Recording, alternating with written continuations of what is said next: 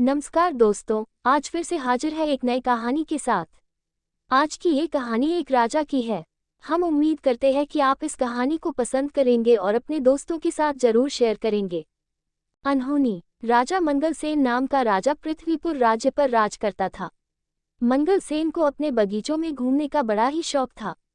उसे जब भी समय मिलता वह अपने बाग बगीचों की सैर करने को निकल जाता। प्रकृति के बीच में समय गुजारना उसे बड़ा ही अच्छा लगता था। एक दिन वह जब अपने शानदार बगीचे की सैर कर रहा था तो उसने देखा कि एक बारहसिंगा उसके बगीचों में घुस आया है और वह इधर उधर दौड़कर बगीचे में लगे हुए फूल पौधों को तहस नहस कर रहा था। राजा को अपने बगीचे के पौधे और फूलों से बहुत ही लगाव था। ये दृश्य देखकर राजा आग बबूला हो गया। राजा मंगलसेन ने तुरंत अपने सैनिकों को आवाज लगाई कि वह बारहसिंगा को पकड़े और राजा खुद भी बारहसिंगा का पीछा करते हुए दौड़ने लगा। बारहसिंगा बगीचे से बाहर आ गया और राजा ने भी उसके पीछे अपना घोड़ा दौड़ा दिया। मंगलसेन बारहसिंगा का पीछा करते करते अपने राज्य की अंतिम सीमा तक आ गया, परंतु वह बारहसिंगा को ना पकड़ सका। उछलता कूदता बारहसिंगा उसकी आंखों से ओझल हो गया। अब राजा मंगलसेन थक चुका था, उसकी वहां से आगे जाने की इच्छा नहीं हुई, तो वह वहीं पर रुक गया। मौसम बहुत ही गर्म था और राजा को प्यास भी लगने लगी। उसने नहाने की सोची। जब वह नहा रहा था तो एक चोर उसका घोड़ा और कपड़े लेकर भाग गया। चोर अपने पुराने कपड़े वहीं पर फेंक गया।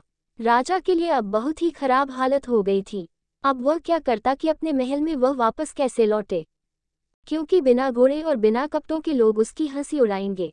राजा ने वहां पर पड़े हुए चोर के पुराने कपड़े पहन लिए और अपने पड़ोसी राज्य को घूमने के विचार से राज्य की सीमा को पार करके दूसरे राज्य में चला गया।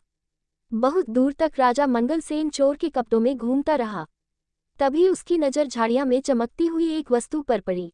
राजा ने तुरंत वह वस्तु उठा ली। यह वस्तु चमकता हुआ एक मोतियों का हार था, वह भी बहुत ही कीमती मोतियों का हार। राजा सोचने लगा, भगवान का लाख लाख धन्यवाद, जो यह मोतियों का हार मुझे मिल गया। अब मैं अपने लिए नए कपड़े और एक घोड़ा खरीद सकता हूँ। चलो चलकर इसे बाजार में बेचने की कोशिश करता हूँ। चलते चलते वह पड़ोसी राज्य के बाजार में जा पहुंचा। वहां वह एक सुनार के पास गया और कहने लगा, सेठ जी, क्या तुम मुझसे एक मोतियों का हार खरीदोगे? मेरे पास बेचने के लिए एक कीमती हार है। मैं एक नदी पार कर रहा था तो मुझे वहां पर यह हार मिला। सुनार बोला, दिखाओ तो कैसा कीमती हार है। राजा मंगलसेन ने वह हार सुनार को दिखाया। हार को देखते ही सुनार चिल्ला पड़ा, अरे चोर, इसको तुमने कहाँ से चुराया? मैंने ऐसे ही 2 हार राजा साहब के लिए बनवाए थे, उसमें से एक पता नहीं कहाँ चला गया। जरूर तुमने ही यह चुराया होगा। चलो इसी समय राजा के दरबार में। मंगलसेन बोल, नहीं सेठ जी, ऐसी बातें मत करो, मैं चोर नहीं हूँ। मुझे तो यह हार पड़ा हुआ मिला था। परंतु सेठ ने उसकी एक न सुनी और तुरंत अपना नौकर भेजकर कोतवाल को बुला भेजा। मंगलसेन ने कोतवाल के सामने भी अपनी बेगुनाही की बात कही, मगर उसे पकड़कर महाराज के सामने हाजिर कर दिया गया। जब मंगलसेन को महाराज के दरबार में लाया गया तो सुनार ने महाराज के सामने अपनी शिकायत रखी और मंगलसेन को चोर बताया। राजा ने मंगलसेन का पक्ष सुने बिना ही कहा, क्योंकि यह सुनार हमारे राज्य का एक सम्मानित व्यापारी है तो इसकी बात एकदम सच्ची मानी जाएगी, जबकि यह आदमी हमें कोई घुसपैठिया मालूम पड़ता है, इसीलिए इसे चोरी के अपराध में कारागार में डाल दिया जाए और ठीक 3 दिन के बाद इसके हाथ काट दिए जाएंगे। यही हमारे राज्य का कानून है। फैसला सुनकर मंगलसेन घबरा गया और दया की भीख मांगने लगा, परंतु किसी ने उसकी एक न सुनी और उसे कारागार में डाल दिया गया। इस राज्य का राजा जितना अन्यायी था, उसकी रानी उतनी ही दयालु थी। जब रानी को ये सारी बात मालूम हुई तो उसने राजा से कहा, महाराज, आप इतना बेरहम हुक्म कैसे दे सकते हैं, जबकि इस मामले में कोई गवाह भी पेश नहीं किया गया और न ही आपने उसे अपराधी को अपना पक्ष रखने दिया। ये सुनार तो होते ही बदमाश है, आप तो जानते ही हैं कि यह पैसे के लिए कितना झूठ बोलते हैं और धोखा देते हैं। सच कहिए तो मुझे उसे आदमी की बात पर पूरा विश्वास है। राजा ने उसे डांटते हुए कहा, जुबान संभाल कर बात करो, तुम्हें राजकाज के मामलों में दखल देने का कोई हक नहीं है। रानी बोली, मैं चुप नहीं रहूंगी। कुछ दिनों से मैं दरबार में आपका खराब व्यवहार देख रही हूँ। आपके सलाहकार और मंत्री आपसे नाखुश हैं और आपकी जनता आपसे विद्रोह करने को तैयार है। अगर आप इसी रास्ते पर चलते रहे तो सारा राज्य बर्बाद हो जाएगा। रानी की बातें सुनकर महाराज का गुस्सा और भी भड़क गया, मानो आग में घी डाल दिया गया हो। उसने कहा, ठीक है, तुम्हें अगर उस आदमी से इतनी हमदर्दी है तो मैं तुम्हें उसी के पास पहुंचा देता हूँ। राजा ने सैनिकों को आदेश दिया कि रानी को भी उसी चोर के साथ कैदखाने में डाल दिया जाए। सैनिक ये सुनकर चौंक पड़े। वह चाहते तो नहीं थे, परंतु राजा के हुक्म का पालन करना उनकी मजबूरी थी। सैनिकों ने रानी को मंगल सेन के साथ उसी कारागार में डाल दिया। मंगल सेन ने जब रानी को अपने कारागार में देखा तो आश्चर्यचकित रह गया। रानी ने उसे पूरी बात बताई। अब मंगल सेन और रानी दोनों को ही एक दूसरे से हमदर्दी हो गई थी। वह रात दोनों ने जागकर बिताई। कारागार के कुछ सैनिक रानी के वफादार थे, जबकि वह महाराज से नाखुश थे। अगली रात रानी अपने वफादार सैनिकों की मदद से मंगल सेन को साथ लेकर कारागार से फरार हो गई। दोनों भागकर राज्य से दूर एक जंगल में जा पहुंचे और झोपड़ी बनाकर वहां रहने लगे। मंगल सेन को कारागार में बहुत ही यातनाएं दी गई थी, जिसकी वजह से वह अस्वस्थ रहने लगा था। रानी ने उसकी बहुत ही सेवा की जब तक कि मंगल सेन ठीक नहीं हो गया। जल्दी ही रानी मंगल सेन को पसंद करने लगी। मंगल सेन भी रानी के प्यार का बदला प्यार से ही दिया और दोनों ने विवाह कर लिया। मंगल सेन जंगल से लकड़ियां काटकर बेचने लगा, जिससे कि वह अपना जीवन निर्वाह करने लगे थे। कुछ महीनों बाद मंगल सेन की पत्नी ने एक सुंदर बालक को जन्म दिया। एक दिन की बात है, जब मंगल सेन की पत्नी जंगल में कुछ फल तोड़ने गई हुई थी तो उसका पति और बच्चा सोए हुए थे। अपने बच्चों को वह मंगल सेन के निगरानी में छोड़ गई थी। घुटनों के बल चलते चलते बच्चा नजदीक के ही एक कुएं के पास जा पहुंचा और कुएं में गिर गया। जब मंगल सेन की आंख खुली तो बच्चे को वहां न पाकर वह बहुत ही दुख हुआ। वह तो बिल्कुल पागल सा ही हो गया था और चिल्ला चिल्ला कर रोने लगा। कहने लगा, लगता है कि मेरे बच्चे को किसी जंगली जानवर ने खा लिया है। अब मैं क्या करूं? इसकी मां को मैं क्या मुंह दिखाऊंगा? शाम के समय जब उसकी पत्नी जंगल से लौटी तो ये जानकर वह भी दुखी हुई कि उसका बच्चा वहां पर नहीं था।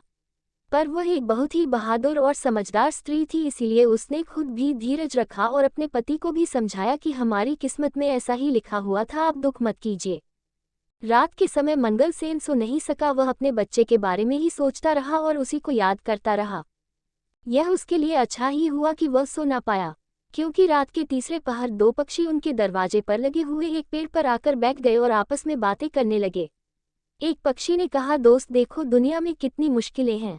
जरा देखो इस आदमी के साथ क्या हुआ। इसको अपना देश छोड़ना पड़ा और बेचारा दूसरे देश में भिखारी की तरह रह रहा है, जहां उसकी बड़े अन्यायपूर्ण ढंग से सजा दी गई और अब यह अपने सुंदर से बेटे के दुख में परेशान भी है। इसका बेटा कल दोपहर से ही इस कुएं में गिर गया था। दूसरा पक्षी बोला, इन बेचारे लोगों को क्या क्या परेशानियां उठानी पड़ी। क्या इनके लिए कुछ किया नहीं जा सकता? हाँ, किया जा सकता है। अगर मंगल सेन इस कुएं में कूद जाए तो वह आसानी से अपने बच्चों को बचा सकता हूँ, क्योंकि वह बच्चा अभी भी कुएं में जिंदा है। राजा मंगल सेन ने उन दोनों पक्षियों की बातें सुनी तो उसे सुनकर बड़ा ही आश्चर्य हुआ और खुशी भी हुई।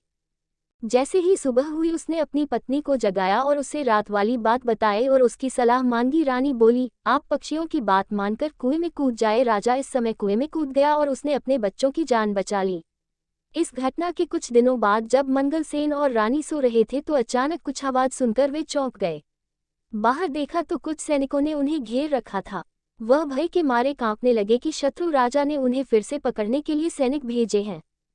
परंतु तभी मंगल सेन का एक पुराना मंत्री उसके सामने आया और अपने राजा को प्रणाम करते हुए कहा, महाराज, आखिर हमने आपको ढूंढ ही लिया।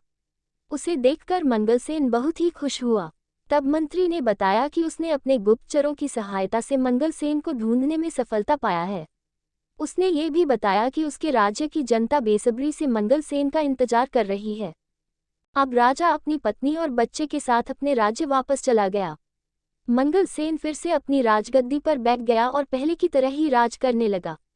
गद्दी पर बैठते ही मंगल सेन सबसे पहले ये काम किया, उसने अपनी सेना को लेकर उस राजा के ऊपर चढ़ाई कर दी जिसने उसके साथ बुरा व्यवहार किया था। इस युद्ध में मंगल सेन जीत गया और वह दूसरा राजा हार गया। शत्रु राजा मंगल सेन से दया की भीख मांगने लगा। शत्रु राजा ने बताया कि इन दुष्ट सुनार की वजह से उसने मंगल सेन के साथ ऐसा व्यवहार किया था। अब वह उसको जाते ही सजा देगा। शत्रु राजा को गिड़गिड़ाता हुआ देखकर मंगल सेन को उस पर दया आ गई। मंगल सेन ने उसे माफ कर दिया और उसे छोड़ दिया। उसके बाद सारे राज्य में शांति और खुशहाली फैल गई। मंगल सेन अब अपनी पत्नी और बच्चे के साथ ही खुशहाल जीवन बिताने लगा। सारी प्रजा अपने राजा के साथ साथ नई रानी और उसके बच्चे को पाकर भी बहुत प्रसन्न थी। आपको ये कहानी कैसी लगी, ये आप हमें कमेंट करके बता सकते हैं। आगे भी हम ऐसे ही मज़ेदार कहानियाँ आपके लिए लेकर आते रहेंगे।